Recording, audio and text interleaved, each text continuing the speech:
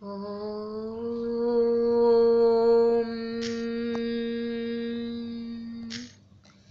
శ్రీ మహాలక్ష్మ్యష్టకం. ఇంద్ర ఉవాచ నమస్తేస్తు మహామాయే శ్రీపీఠే సురపూజితే శంఖచక్రగదాహస్తే మహాలక్ష్మీ నమోస్తుతే. నమస్తే గరుడారూఢే ఢోలాసురభయంకరీ సర్వపాపహరే దేవి మహాలక్ష్మీ నమోస్తుతే. సర్వజ్ఞే సర్వవరదే సర్వదుష్టభయంకరీ సర్వదుఃఖహరే దేవి మహాలక్ష్మీ నమోస్తుతే. సిద్ధిబుద్ధిప్రదే దేవి భుక్తిముక్తిప్రదాయిని మంత్రమూర్తే సదా దేవి మహాలక్ష్మీ నమోస్తుతే.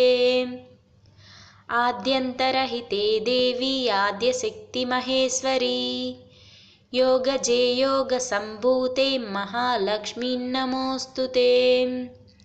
స్థూలసూక్ష్మమహారౌద్రే మహాశక్తి మహోదరే మహాపాపహరే దేవి మహాలక్ష్మీ నమోస్తుతే.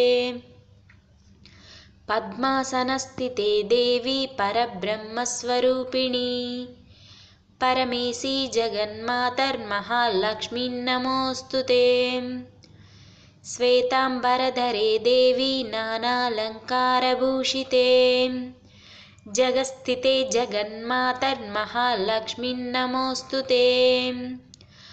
మహాలక్ష్మ్యష్టకం స్తోత్రం యః పఠేద్భక్తిమాన్ నరః సర్వసిద్ధిమవాప్నోతి రాజ్యం ప్రాప్నోతి సర్వదా.